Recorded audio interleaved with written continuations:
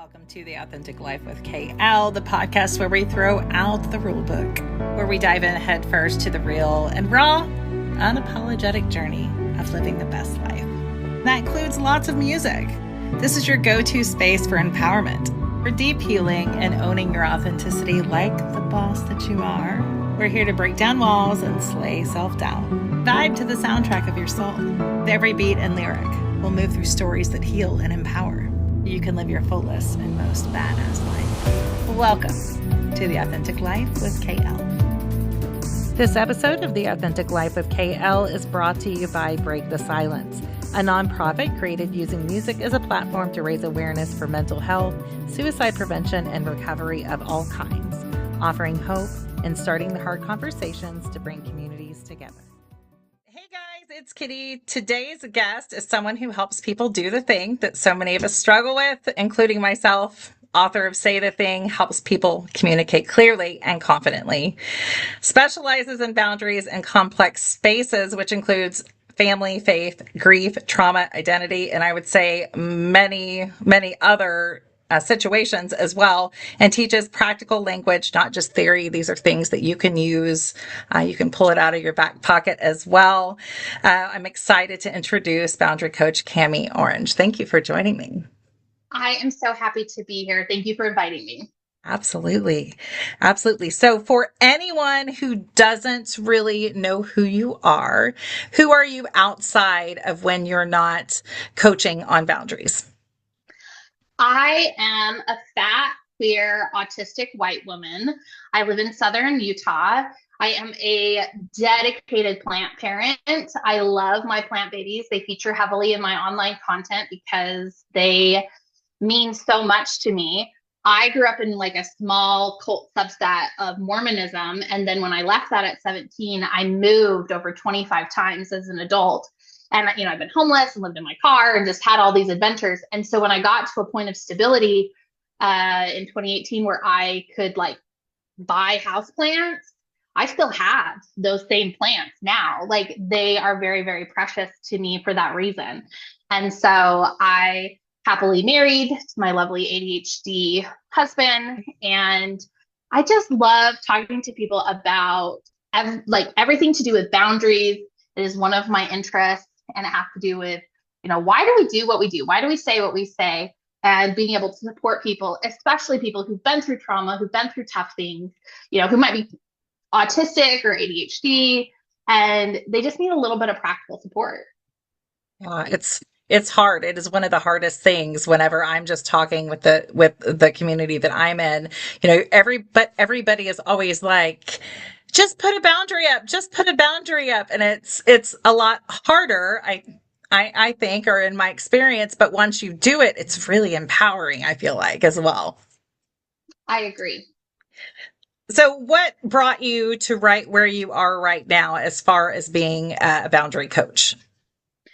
So like I mentioned, I have kind of an eclectic background. I've done a lot of different things. I've been a psychic medium and a wardrobe mentor, a business consultant, spiritual teacher. And everywhere I went, no matter what I was trying to do, I was trying to build a client's website. They're like, hey, but can we talk about how, I have somebody who's texting me 11 o'clock at night and I don't want to be available at that time. How do I set a boundary? Or, I'm there to help clean out somebody's closet and help them come up with their personal style. And then they're like, my husband just doesn't like this, outfit that I really love. And I want to tell him I'm still going to wear it. But every time I wear it, he says weird things. How do I set a boundary? Or, working with people in like the spiritual woo-woo side of things. They're like, can I just like do energy work on my neighbor who's annoying me? And I was like, without their consent? And they're like, yeah, that's fine, right? No, that's not fine. Don't do that. And so, it's how do you set a boundary? And so I realized in 2020, the world shut down here in the States for the pandemic. And I had a lot of time to think. And I was like, wow, no matter where I go, no matter who I talk to or what I do, the conversations always come back to, how do I say the thing?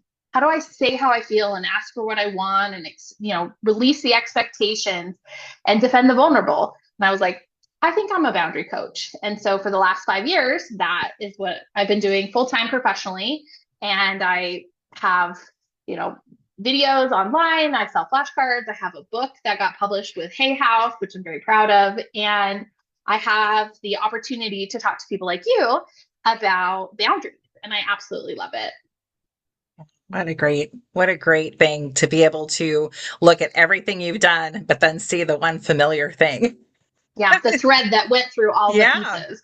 Yeah. And that's more often, I think whenever we're trying to find what is our, if you want to call it your gift or your purpose, whatever it is, if you go back and look, you'll find like little hints of it everywhere usually. I love it. I Love it. agree. Well, and I think yours is authenticity. Like, probably if we looked at your life story, all the things you've ever done, people are like, wow, you're authentic, or wow, you really show up, or wow, you're just this person. And that has become your life's work. So it's just showing people like you can do this. Let me give you a space to do it. That's yeah, it's important. Thank you. Thank you for saying that. You're So welcome. I want to talk about Say the Thing. I read it and then I also listened to it at work and kind of in the morning and all that too. So it's called Say the Thing. That title alone is pretty like, well, what are you saying? You're saying the thing. Not everybody knows what that is, but what does that mean? What does Say the Thing mean? So I define a boundary as a communicated expression of what's okay and what's not okay with you. And some people get really into, a boundary is about what I do and what not what the other person does. Or some people say, oh, boundary is internal, not external. Like there's lots of boundary educators and there's lots of definitions of boundaries. For me personally, it's a communication of, hey, that's okay, or hey, that's not okay. Because I believe we exist in community. And so often as humans, we, there's a sandpapery moment where you're doing something and I'm doing something, we're brushing up against each other, and it's causing even, tension might be even too strong of a word, but it's just, to me, I like the sensation of sandpaper where I'm like, ooh, we need to smooth this. We can smooth this. And so often the solution is simply to say, hey, when you do X, I'm feeling Y. Can we do Z instead? And the other person goes, oh, yeah. And it's easy. I believe boundaries are about keeping in our life the people that we love and care about. They keep in the relationships, the connections. And it's not about, oh, I'm kicking people out and getting rid of them. It's like, okay, what kind of relationships do you want to have? What is the communication you need to have those relationships? And so that's what Say the Thing is about, is to give people specific words and language to help them keep the relationships they want, as opposed to getting rid of those people. Yeah, I love that you said that. I often will say, this is a bridge, a boundary is a bridge of me saying, this is how I need to be loved. It's actually because I want to salvage the relationship if possible. I mean, not always, but if you can salvage it, it's important for those boundaries. And once you get comfortable saying them to each other, I think that makes it even more profound for us, just as humans, to be able to express that. Well, and I think it's like an accommodation. So if you think of like in a work situation, some people, let's say they have low eyesight, and so they need the computer to be really large font.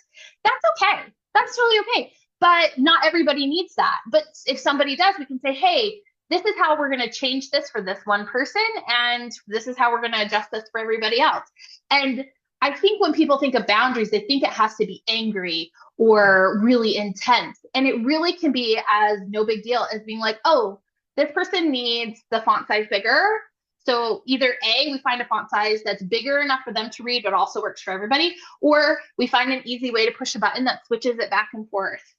Like, it doesn't have to be angry. And so I would say boundary is a synonym for like connection, accommodation, community, communication, as opposed to boundary as a synonym for, exile or anger or outcast, like some people seem to think. Yeah, that's impactful because I've seen people around me going through trying to learn boundaries, and it's like, this is a line in the sand, and that is it. I put the boundary down, and it's not even that big of a deal. But I sometimes think we, as the ones setting boundaries, sometimes feel like maybe that's the only way we can set it. But once you learn, I think it softens some when it needs to soften.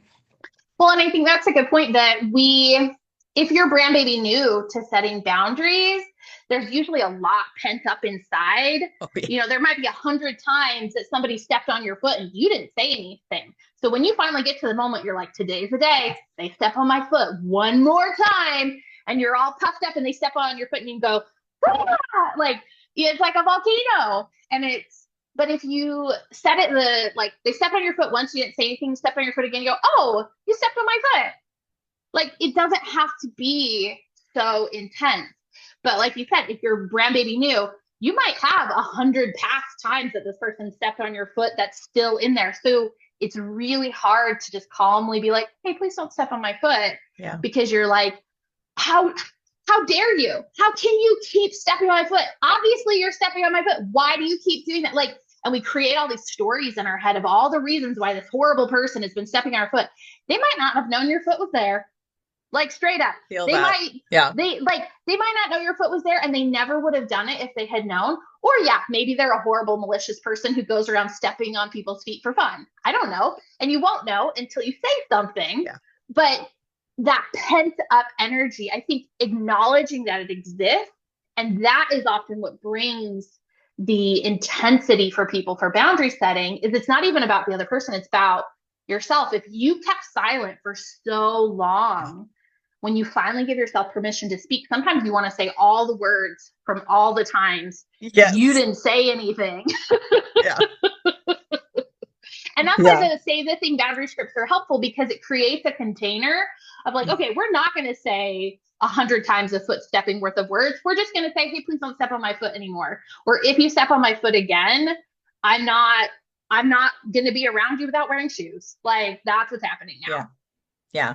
No, I feel that. I feel it so much, because when I first started doing it, and even knowing that boundaries was a thing, it was with my family. And I, was always had a lot of resentment. A lot of things happened in life, as with anybody. And that resentment came out in the boundaries. And then now it's very different. I'm very different than what I used to be. And I understand a lot more, but it's definitely that line of, this is, you do not, how dare you? I drew a boundary and you're trying to cross it. And it does take a lot, for sure. So when people get done with your book, which I highly recommend, what do you hope that they walk away with, other than having like a little pocket of examples to use? Right. I start the book and end the book with the idea of, I wish I could invite you to my house, and we would sit down and we'd have snacks and maybe a cozy blanket, and we would just talk about what's going on in your life. Where do you need to say the thing? Because pretty much everyone, even myself, after years of practice, there are often areas where I'm like, I could say the thing there, and I haven't been. And so my hope with the book is that people experience it as an invitation to a conversation, that they can say, oh, okay, I got the support I need. And then they can always return. I kind of think of it as like a boundary phrase encyclopedia, because of, page after page after page of phrases. And yeah, you can absolutely read it straight through. But let's say something comes up 2 weeks from now, you can go back, you can flip that page open and say, okay, I remember my commitment to say the thing. And these are some words I could use, because the words that I use are not everybody's speaking style, and it's not designed to be. I can only write how I talk, but it gives you language to start editing and adjusting for yourself. You might not say it the same way I would, but your brain will go, oh, I'm not going to say it like that, but I can say it like this. Versus if you don't have anything to even look at as an example, you go, I don't even know what to say. Yeah. And so I find it really helpful, even if the exact phrase in that section is not your, I have a very white, autistic, slightly formal speaking style. I'm fully aware. And like I said, not everybody, some people have a more casual way of speaking, but it gives you a place to start. It gives you a place to adjust those phrases for yourself. Yeah. And my favorite one that you do, because I could see myself doing this, is that, oops. You say, oops. I love that, because you could put that so many different places, and people are like, oops, what? But that's my favorite one that you do when you precurse it. That's one of the boundaries. I did I did pick a couple of little areas that we could talk about. And the first one is the spirituality and religion boundaries. And I have to tell you a quick funny story at work this past week. And I'm sure it's just the universe saying, hey, this is what's needed. But my husband's heard me listening to the book and he thought maybe I was just scrolling through Instagram or something like that. And I was going through the religious part. Well, it happens this week that every day, it's just Tuesday, a couple times a day, I've been given tracts, like Christian tracts at work or little baby Jesuses and things like that, which I'm fine with. But I've had some people try to start the religious conversations with me, and I'm open to do that, but not usually at work. you know? And so what I love about the book also is that now that I've read your book, it took me right back to bam, right there. So it stays there in your mind that when you're going through something and you don't know, then you can always refer back to it as well. So What did you say? So if I came up to you right now at work and I was like, oh, here's a religious pamphlet, I would love to pray with you. What would you say? She did hand it to me, and I did take the pamphlet and said thank you, but I don't discuss these things at work.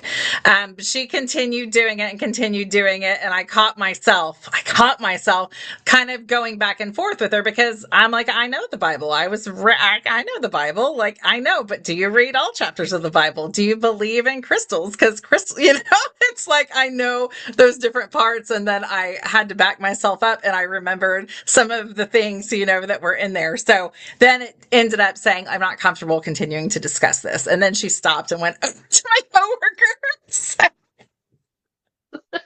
So I caught myself like still humoring instead of setting the boundary. But then at the end, it was done.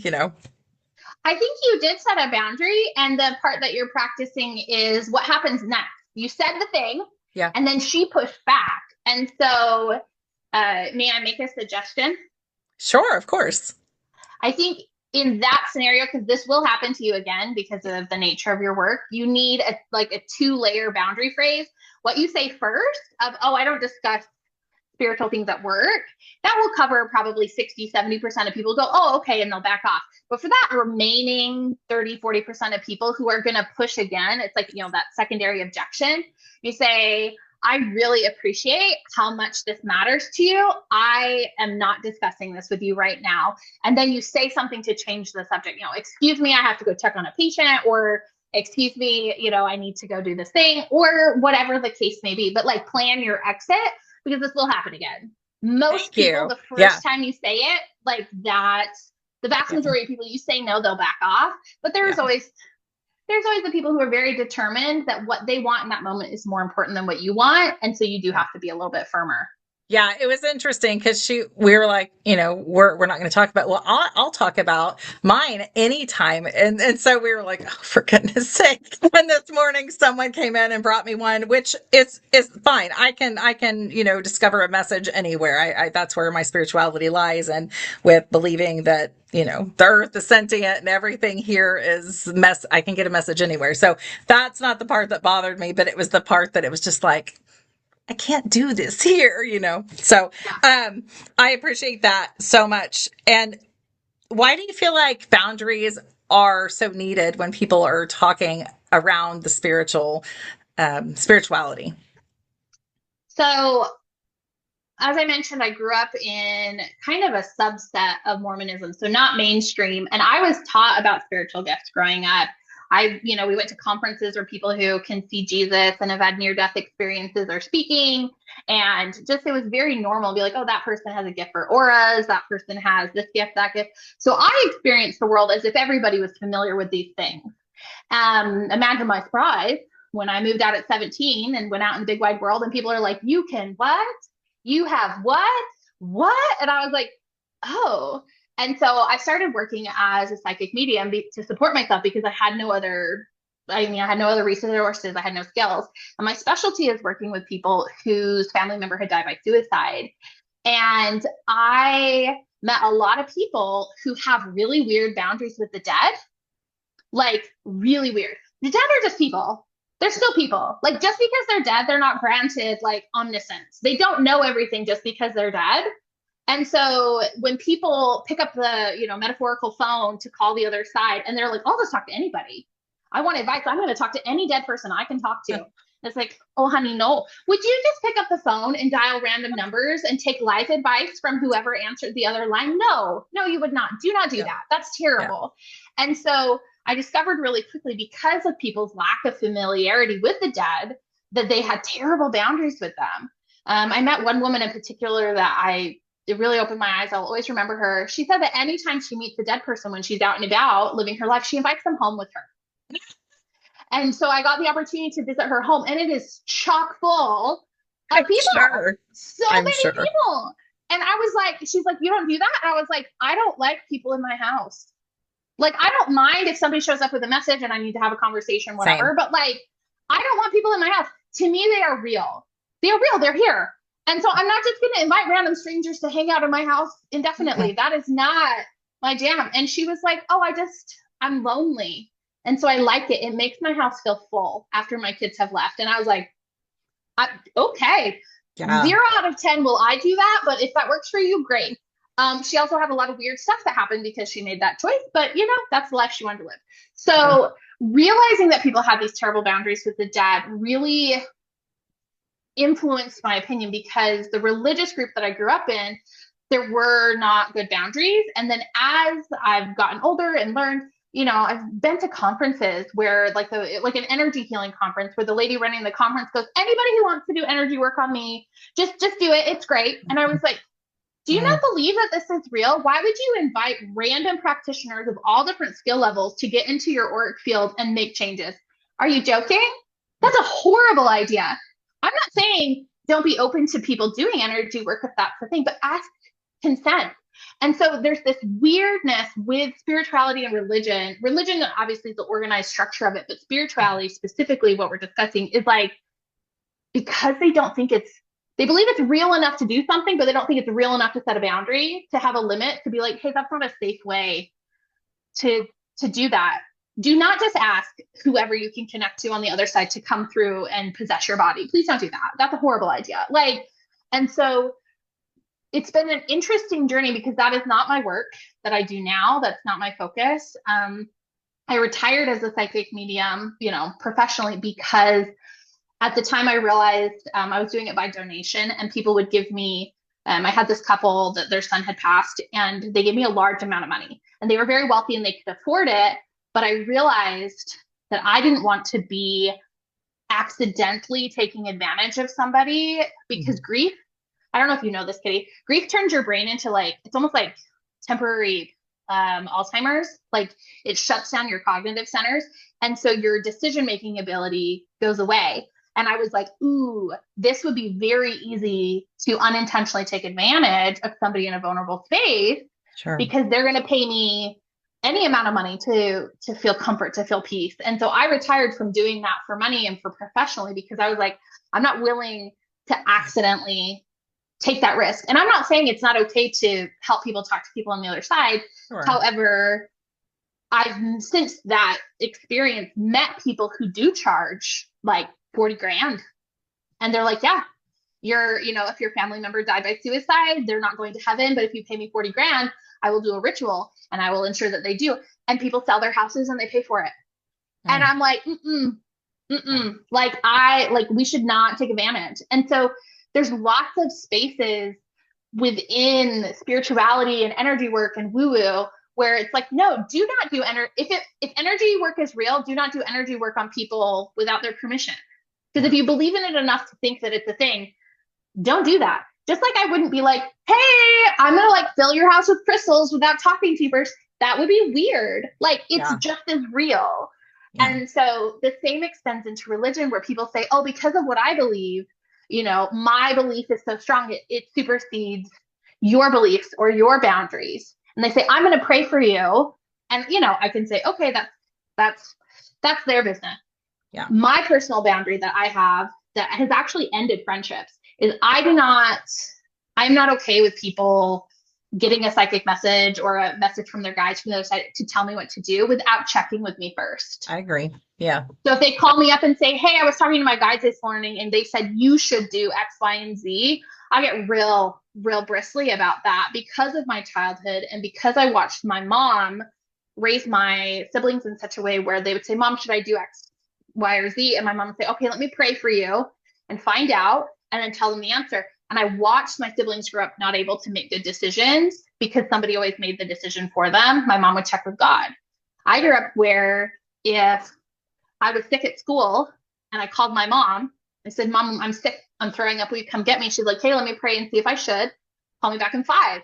And so sitting in the office at like 14, and the secretary lady is like, is your mom coming to get you? And I was like, she had to check on something. And I call her back in 5 minutes. She's like, Jesus said not to come get you. Tough it out at school. And I'm like, okay. And just telling the secretary, yeah, my mom's outside. And I would just walk home and throw up in the bushes on the way home and handle it myself because that was that dynamic. Like somebody being the intermediary between me and my mom didn't say, you talk to Jesus right and decide what to do, if you should stay at school or not. She said, I'll talk to him for you and then tell you. And somehow everything he ever told her was like convenient for her. Understand. And so, I have my feels about it. And so I have really strict boundaries around spirituality and religion in my life, which is an interesting thing because I still live in Utah. I still am surrounded by That's Mormons. what I was going to say. Yeah, it's I'm not Mormon, but like it's a very and my husband and I were moving in a couple of months from our city where we live now, which is like, I don't know, like 200,000 people, to the small town where he grew up to help take care of his elderly mother, which is like 3,000 people. And it's like 95% Mormon. Like everybody that lives there is either active Mormon or inactive Mormon. There's like nobody who's not Mormon. And so I didn't grow up mainstream Mormon. I grew up in like this smaller, weirder group, but there's a lot of overlap. And the easiest option is I just pretend I've never been Mormon because I don't want to get into it with people. Like, they're just like, oh, are you Mormon? And I was like, no, what's that? Like, I'm just like, and I'm talking like at the grocery store or people being, they're sweet, but they have such good intentions. Most people are so kind and they've found something that really benefits them. And so they want to share that with me. And I see that as an expression of love. And also I don't want any. And so two things can be true. They are expressing love in the very best way they know how. This is something that has brought them joy. And I have things that brought me joy. I'm pagan. I celebrate the solstice. Like I have crystals in my house. Like I have oracle cards. Like I have deep history as not only a psychic medium, but I've been a spiritual teacher and certified and trained other practitioners in modalities that I've created. Like I'm very well versed. I'm incredibly competent at this. And it's not an everyday thing that I bring into everything I do, but it informs the work I do. Does that make sense? It does. Because when I started teaching on some spiritual things, and mine is just kind of most of my, it's lived experience, a lot of my stuff. And so that's what I initially started doing as well. And it's still very much a part of who I am, but I was also pulled in a different area to be more inclusive on the authenticity part and things like that. But this is always going to be part of me. It's just who I am, but it does. Energy is just energy for me. And it's everywhere. And people discount it a lot, Well, and if you believe that energy is real, you should also believe that it's not okay to do energy work on somebody without that. The analogy I would always use with my students as a spiritual teacher is, would you go into someone's house and cut their hair? Just like without asking, would you just walk in and be like, snip, snip, snip? And they're like, oh, no, that would be terrible. Would you like it if somebody did that to you? No. So do not go in and try to like pull things out of somebody's energy without their consent and permission. That is not okay. And even now, like Saturday, I was really struggling to organize something. And I have a friend who has gifts with organization. And so I sent her a message. I texted her and I said, hey, can I borrow some of your energy for like 10, 15 minutes? Because I'm trying to organize and I'm really, really stuck. And I waited until she said yes. And then I borrowed her energy for 15 minutes, organized everything I needed to organize faster, easier, smoother than I can do it on my own. And then I was like, hey, sent it back. Like, and she and I have a good enough connection that she knows what my energy feels like, smells like, looks like, whatever. So she can tell when I've like been in her energy and felt it. Not everybody has those gifts. They can't tell. And so it's like they think because they can't see it, smell it, feel it, whatever, that they don't have to get permission and consent. And I'm like, would you cut someone's hair? No. So you cannot. And they're like, well, I'll just do it on my husband without his permission. No. And like, well, he'll never give permission. Okay. So then that's not your business. Like you can do it on yourself and your relationship with him, but you cannot do it on him without his consent. I believe that's my rule. That's my soapbox. That's mine too. And some of the people in the group, when they're practicing and doing things, they know, like, don't go into Kitty's energy unless you ask. That's like, it's mine. Like, I don't, like, this is me. This is my house. Like, you don't just come into someone's house without asking. You don't do that. And there are practitioners that are out there that will teach you differently, but that is not what I align with at all. No, I think it's as invasive as like intimate touch, cutting someone's hair. Like, if you would not, I mean, this is really graphic, but I am going to say it. Would you walk in someone's house and stick your finger in their mouth? No, that would be, first off, freaky and weird. So don't put your fingers in their energy. What are you doing? Yeah. And I understand the compulsion because they're like, well, and to me, where the line is, if they are your stewardship, the rules are slightly different. So if you are a parent with a child, right, or if there's some type of caretaking role, asking in that context, asking their if they're not old enough to give conscious consent, like it's your toddler or something, you can ask their energy for consent. That I feel like is different. But if we're talking other full-on conscious consenting adults, like, no. Same. Absolutely. So the next question I have is regarding deconstructing faith, because there is a lot of that. I could talk about this probably with you for a very long time on the deconstruction of faith, because there is a lot of it going on because of what is represented as this is what it's supposed to be. And it's very much misrepresented. So people are walking away from all forms of faith, I think. What would be some boundaries that you would give them when people are asking them about walking away from faith? So I think there are kind of two groups, and I would approach both of those situations differently. One is community. And to me, I define community as people we share proximity with. So this is my neighbor. This might be my coworker. This might be like, I know them because we exist in the same space. And unfortunately for some people, that is their actual blood family. They know them because they exist in the same space. If they were not blood with this person, they would never hang out with them voluntarily. Like community. And then the other one I would classify as friends. We share values. We share values, we share a belief system, we share a perspective of the world, we have, that type of thing. So if I'm speaking to people I share proximity with, and they're like, why did you leave the church? The answers I give are very different than if I'm speaking to a friend and they say, why did you leave the church? And so having a prepared response for both scenarios can be incredibly helpful, because one thing that we know when you start setting boundaries, and you'll discover, is it won't just be once. If one neighbor asks, another neighbor will ask. It's worth the time to decide on a response, because this is gonna come up again and again and again. And so for me, the boundary I personally use with people in a community space is I go heavily on the positive, that being a pagan has brought me so much joy. And that is why I choose that. Like, I'm not talking about what's wrong with what they're doing or the church or anything like that. I have zero interest in getting into that conversation with them. Right. I'm not going to tell them my laundry list of reasons of why I was like, I will never, ever do that again. Right. But I will tell them I celebrate the solstice. Yeah. And it makes me so, so happy. I believe in a sentient universe. I believe that, the universe has my back and that we're all energy.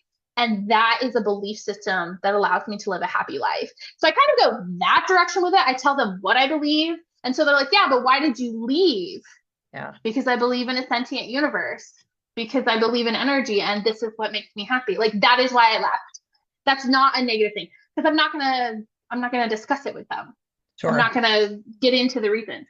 For a friend, depending on where they're at, and obviously there's more intimacy in that dynamic, and so I usually have a better idea, where their come from is, and to say, this was my story. And then I'll go more into, and again, it's not about what's wrong with what they're doing, it's my experience of it. Because I still know people who are Mormon. I still have family who are Mormon, who I love very dearly. And I can tell them, hey, my experience was A, B, and C. And because it's a friend, because it's someone who I have their back, I love them, I want the best for them. And the same goes back to me. It's a different conversation. And some of those friendships, we end up that's not part of something we talk about, and we have a happy dynamic. And other friendships, I get to hold their hand while they go through a similar process and go, oh, what you're saying is something that I've experienced too. I'm going to go on this journey. And so it's less of a boundary setting with friends, more of a conversation and storytelling. But with community, strangers, proximity, whatever, it's definitely, oh, this is what makes me happy. If they're pushy, there's this thing that exists called the social construct. The contract that, I'm not running around in the streets naked and murdering people. You're not running around in the streets naked and murdering people. We live in a community together. And so we have rules in a community to say, hey, we're not going to do that. And so if they push it past me saying, oh, I left because this is, I'm happier like this. And they push it again, say, oh, but why? Is it because of this or this? I said, no, because I'm happier. Kind of like your experience where they're pushing the religious track on you. You said no once, you said no twice. If I have to say no the third time, then my firmness level goes way up, because at this point they are being rude. Yeah. My fear of like, oh, I don't want to be rude. They broke the social contract. I said no twice in as clear of language as I can possibly give you. If you're going to push me beyond that point, I'm going to say, I'm not talking about this with you. It's weird that you keep pushing that. Yeah. Why are you asking so like strongly? And they're like, well, I just want to know. I was like, I love that you're curious, but you're going to have to get that curiosity resolved somewhere else. Like, no. Yeah. Yeah. I do not entertain this. I'm not going to, I don't have to what is the acronym? JADE, justify, argue, defend, and explain. Have you heard of that one? I have, and I've experienced myself doing that in the past. So, yeah. I was like, I do not have to justify, argue, defend, or explain my life choices. Yeah. And I think when you're deconstructing, I think when you're leaving an organized group and your whole world is changing, because I don't know how many of your listeners are familiar with anything about Mormonism. It is a high control religion. I was raised and told what to think, what to laugh at, what to wear, who to be friends with, who to love, what to eat, what not to eat, what to do with my free time, what not to do with my free time, like where to be on certain days. Like, it is very complete, like start to finish, inside and out. They tell you what to do. And so to walk away from something like that, and you have to like figure out your whole life. Feel lost, I would imagine. It's initially. A lot. Yeah. Well, and I'll tell you, now it's a funny story. The day it happened, it wasn't funny. I remember the first time I wore a tank top, like in public, because I was raised that like shoulders are sexual. And if you wear something that shows your shoulders, you are walking pornography and you're responsible for any terrible things that happen to you. So, I'd left all of that and I was like, okay, I'd been wearing tank tops at home. Today's the day. And so I'm going to go to Walmart and I'm going to wear my tank top. And so I went to Walmart and I felt like everyone was looking at me. And I was like, oh my gosh. Nobody's looking at me. Nobody cares. But like, the story in my mind, I was like, okay, I did it. On my drive home, it's like not even a 5-minute drive. This man pulls up alongside me in a car. This is very uncommon where I was living. There's very minimal like street harassment, that type of thing. And he waves to roll down the window. So I thought something was wrong with my car, like a tire was blowing out or something. So I roll down the window and he goes, hey, show me your boobs. And I was like, oh, this is what happens to women who wear tank tops. And I started to cry and I was devastated. And it took months before I wore a tank top out of the house again. Because the one day I wear a tank top, some guy street harasses me. The first and only time I had ever been street harassed when I lived in that town. Happened to be on that one day. I was like, ugh. And so when people are like, oh, it's so hard, yes. And it is important to have your very small core people that you can have that discussion with. But everybody outside of that, I'm not like, if you're in the middle of the journey, now I'm on the other side of it. Right. It's the way I think of it is, I will share my scars. I will not share my wounds. I do not talk about my wounds in public. I don't talk about them on podcasts. I don't talk about them, at parties. I don't talk about them publicly, except with it's not public. It's my very core private group of people. And so if you are deconstructing and you're like, how do I set boundaries? Okay, is it a scar yet, or is it still a wound? Yeah. If somebody goes, Kitty, why don't you believe in the Bible anymore? And you have a strong emotional reaction, right. Probably a wound, not a scar. Set a community level boundary and move on with your day. And that's okay. Over time, it might shift. At this point in your life, if a friend asks you, hey, tell me how you feel about the Bible. Yeah, you would just have a conversation because it's a scar. And that's okay. The story about the tank tops, at this point, it's a scar. I wear tank tops every day. I'm good. Right. But for a while, no, that was uncomfortable. No, that's a great way to look at it for anybody, that if you're having an emotional reaction to it, you need to put it in your pocket first. Discuss. Yeah, absolutely. Well, and it circles back to what we talked about at the beginning, where you first start to set boundaries. If they've stepped on your foot 100 times and today's the day you're going to say something and all of that emotion comes out, being really gentle with yourself and saying, yeah, that is a normal thing that happens. Be aware as you go into it that you might want to vent on this person all of those feelings. Because let's say, and this didn't happen, but let's say I bumped into the man, street harassing from his car or whatever about show me my boobs. Let's say I bumped into him a week later, and I had the opportunity to vent all of my complicated big feelings about being raised my whole life that shoulders are walking pornography on this man. Is that, some people would say he deserves it, but I'm going to have a big reaction to that. Right. And so it's, I get to choose what protects my peace. I choose that, they don't deserve the full explanation because I'm their community. We share proximity. They're not a friend. We're not sharing values. I'm okay with that. Yeah. And I found the need, I used to be that person that over explains. And, I know that is just a trauma response on my end anyway, of well, don't you see what I'm saying? Blah, blah, blah, blah, blah, blah, blah, blah, blah, blah, blah, and so I've learned, not to over explain those things, to just kind of leave it a little lesser. Well, and to come to a space of it's okay for people to misunderstand me. Yeah. I hate it. It's hard. I don't like that one. There is a part of me that deeply wishes, my little inner child part that's if I explain well enough, yes, everyone will understand. And I just give her a hug and say, I know you really want that to happen. Just we really want that the clouds are made of cotton candy. I get it. That is not actually going to happen. And to create a space to say, it's okay that I still want that. And sometimes if that part gets really loud, I do the same thing. Even to this day, after decades of practice, my sweet husband pointed it out. I got misunderstood on the internet literally this last weekend. And I made a whole video. I was watching that. Yeah. And he's like, wow, you really felt the need to explain to those people what happened. And I was like, oh, yeah. My inner child was like, I will be heard. But I only made one video about it. I made a couple of comments in response, and I'm moving on.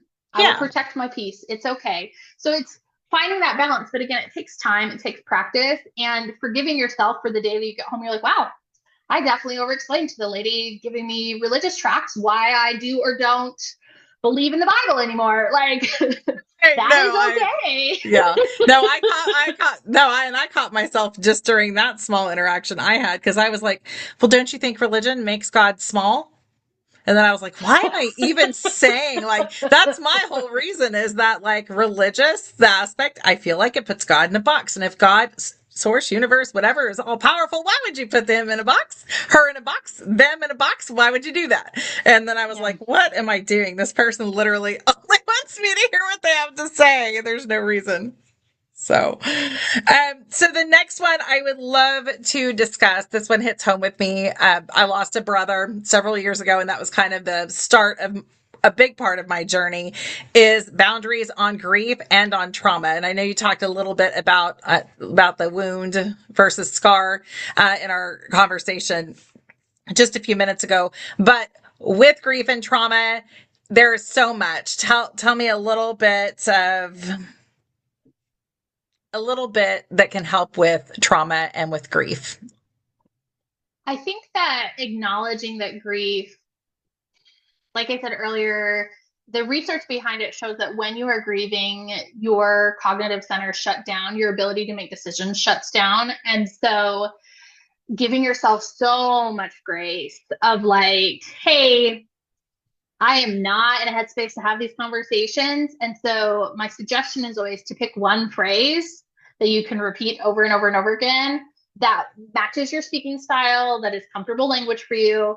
Like if you are in active grieving mode, you are probably not going to want to answer weird questions from people. And I think culturally in the United States, most people are very uncomfortable with grief. We don't have a lot of ritual that allows for full expression, unlike other parts of the world.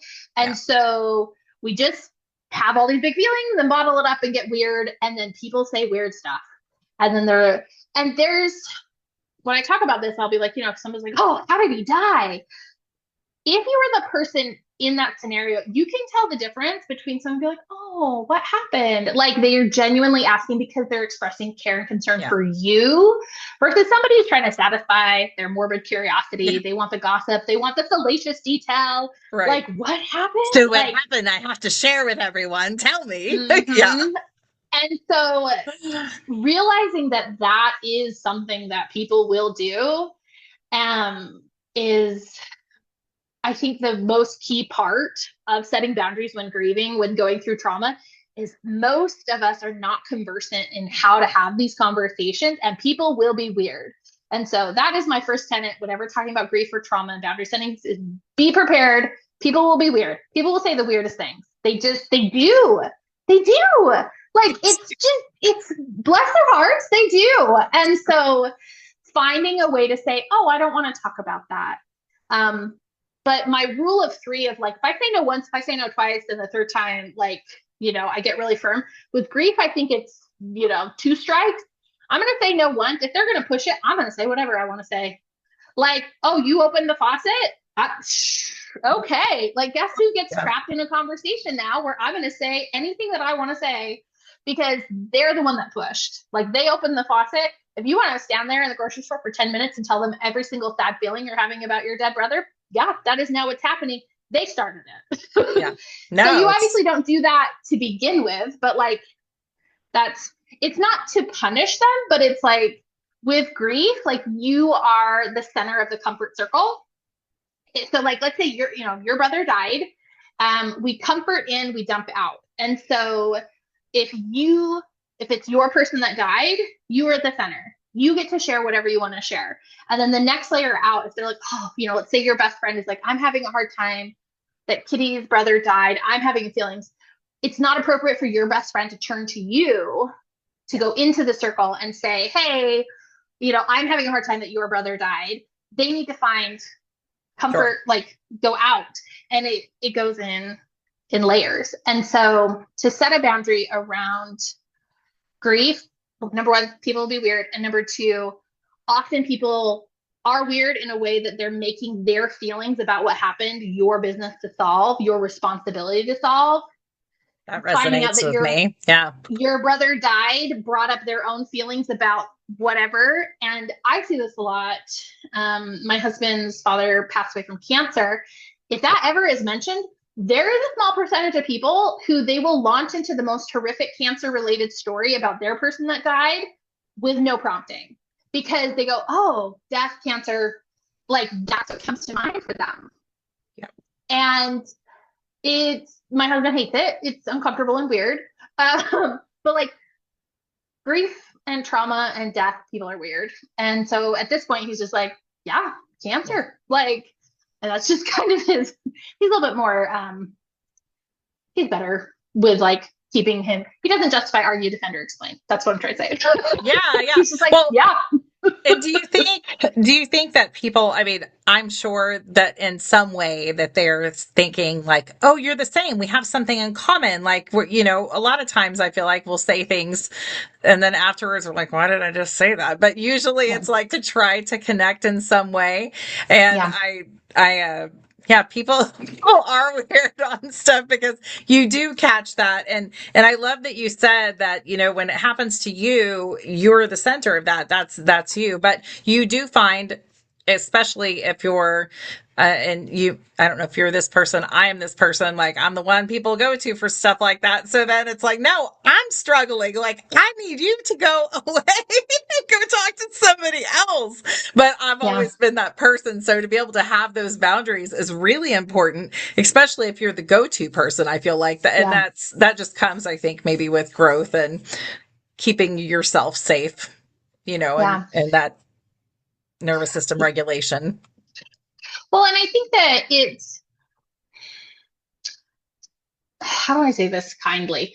I think people who don't have the awareness that it's not appropriate for them to make their feelings about your brother's death your responsibility to navigate are probably also people that like they can't navigate that on their own.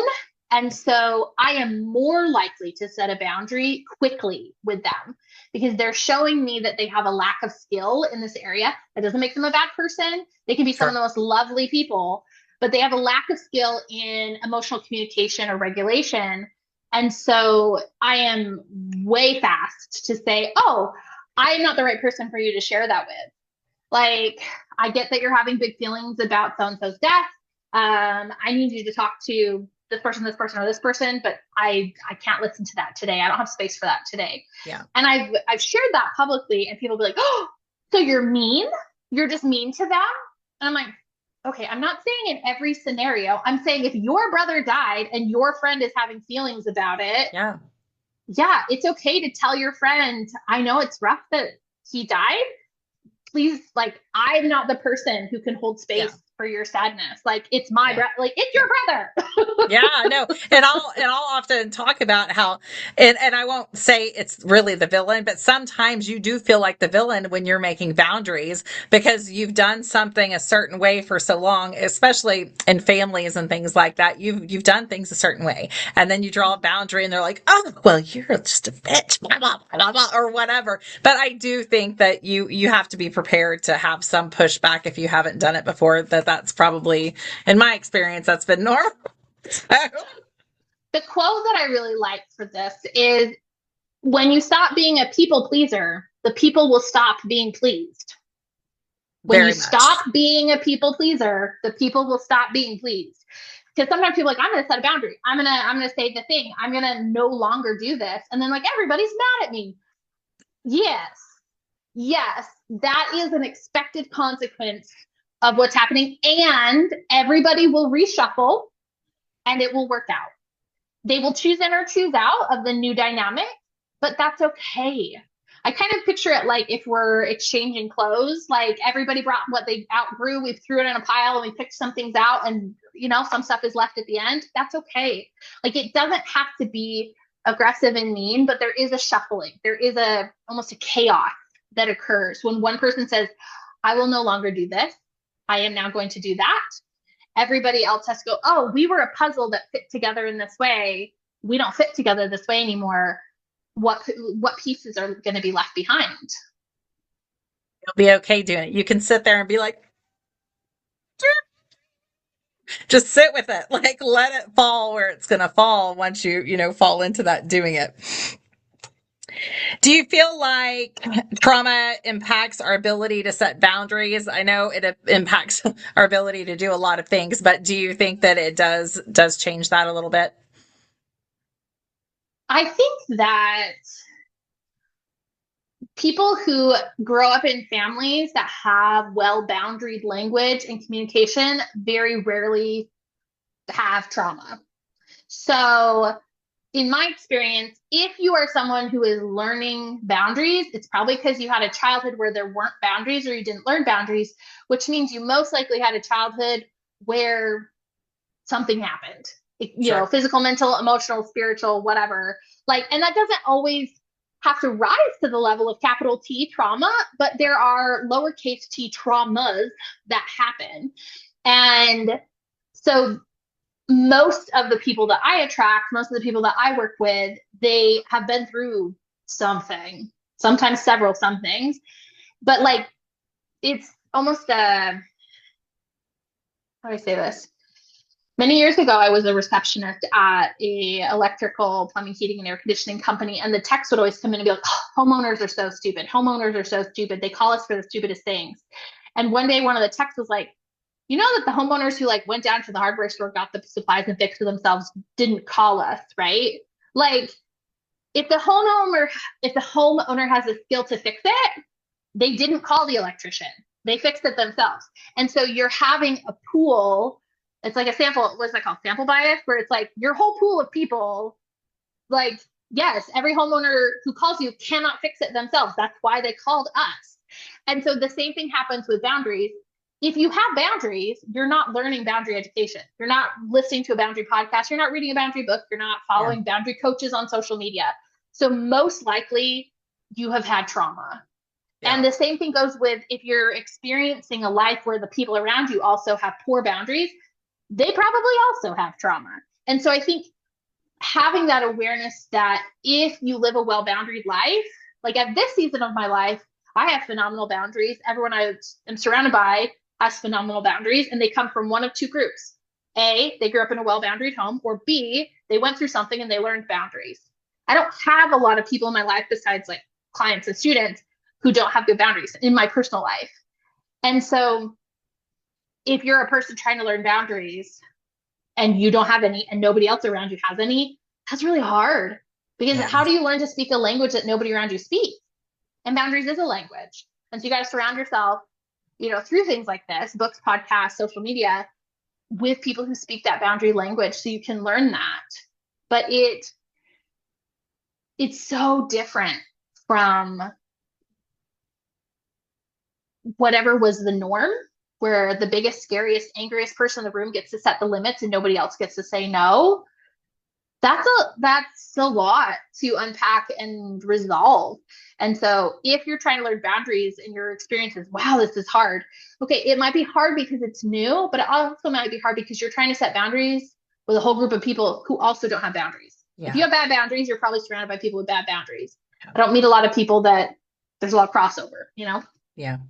Yeah. And in all the families, there's going to be one person that has to step out and do that too. And that's what I've learned. It's bless us for the generational curse breakers, because it's not easy. And I know we're sitting here talking about it and it's like, just do this. There's a lot that goes on behind the scenes with you as well, you know, when you're going through that. So like you said earlier, just really be gracious with yourself and allow yourself to learn and continue to learn and not be too hard on yourself. Yeah. Boundaries are a skill set similar to learning a language. You develop a vocabulary, you develop an awareness, and like you read my book and then you were in a situation where you went, oh, this is familiar now. I can say something. I can speak up. I can say the thing because you were exposed to that information. And so my advice to anybody who's like, I want to set boundaries, but I'm the only person in my family who's trying to set boundaries, it's really hard, nobody else has boundaries, is to immerse yourself. Think about it like language immersion. Immerse yourself in boundary.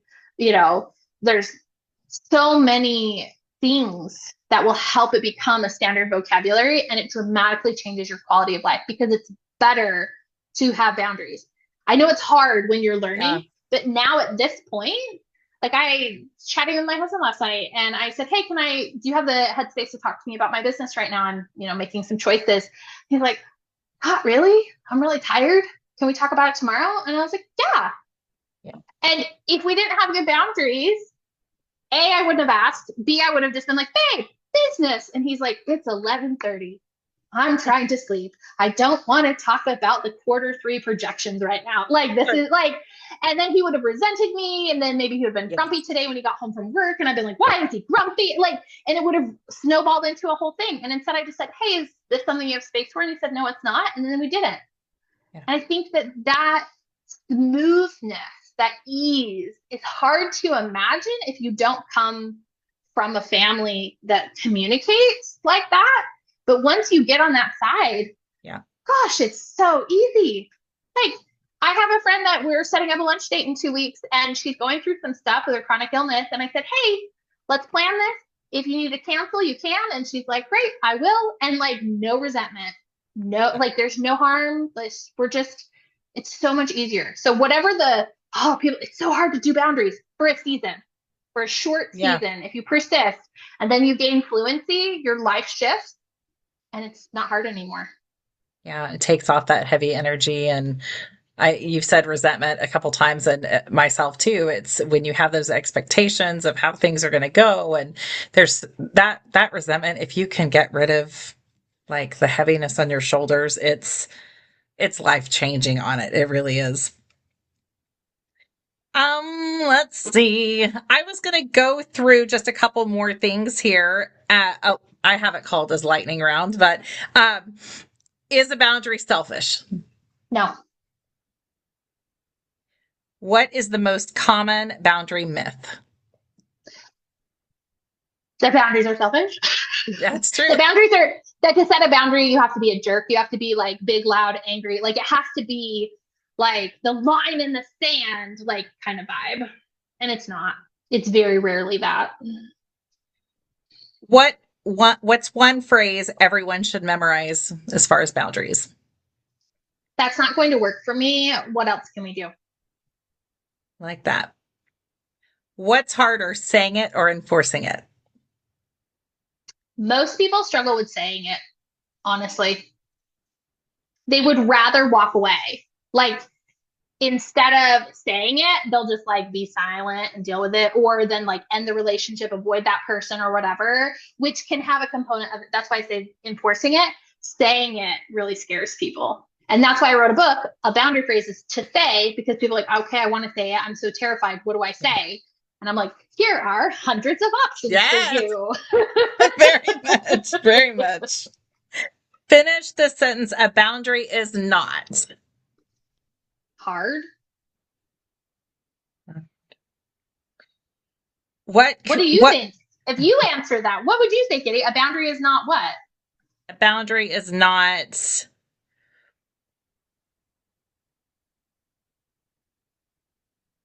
I would say a boundary is not meant to be mean. I would have more to it, because I think that was always my misconception. I am avid people pleaser on that. And so it's like, I say no, and I had to learn, and kind of continue to grow in it. And so a boundary is not meant to end a relationship. It's not meant to be mean. A boundary is self-love. For me. It's ultimate self-love for me. Yeah. It keeps the relationship together. I love them enough to not risk resenting them. Yes. Yeah. Yeah, absolutely. I give you a boundary because I care about you. Otherwise, I just don't. Yeah. Yeah. Yeah.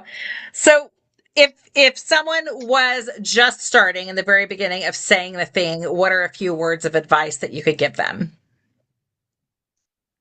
People often say no is a complete sentence. That very rarely works out in reality. So the phrase no is a complete sentence is a mantra for you to keep inside of yourself and remember that you don't need to justify, argue, defend, and explain yourself. But also, if you're in a situation socially and somebody is crossing your boundary and you just say, no, that actually doesn't work out. You usually have to use more words than that. It's a common misconception. People are like, well, I said no. And I was like, what else did you say? Just no. I was like 2 letters, N-O. Then what happened? Then it blew up. Okay, don't do that. Like, no is a complete sentence when you start diving into boundaries is very, very common as a concept. And I'm like, okay, that is a mantra. That is not act like that's not advice. That's not an instruction. Yeah. Yeah. Yeah. What does living authentically have to do with boundaries? I am my most authentic self when I have boundaries because I am honoring this is where I end and you begin. And, there's that Mm. sometimes we scratch up against each other and say, hey, how can we exist in this space? I want to be my most full, beautiful expression of self. And I want you to be the same. Let's have a conversation. Yeah. And so I believe that boundaries are absolutely integral to living authentically. Yeah. That's my one of my favorite sayings, that this is where we you end and I begin type thing. Or I end and you begin. That's one of my favorite things. So if someone was wanting to, one, buy your book or listen to your book, where would they find you? And then if they're wanting to learn more about you, do you have a website, and how can they get in touch with you? Yes. So my website is camiorange.com. And if you search Cami Orange on every major social platform, you can find my videos. My book, Say the Thing, is available in paperback, audiobook, and ebook wherever books are sold in the English speaking world. So the United States, Canada, the UK, Australia, all of that. It's also been translated into Polish. I want it translated into Spanish, but currently it is available in English and Polish, which I think is hilarious. It's fun. Well, great. Well, thank you so much for joining me. I look forward to continuing our relationship on bringing this to people. I really, really love it. Thank you. Thank you so much for inviting me. You're welcome. You're welcome. So I'll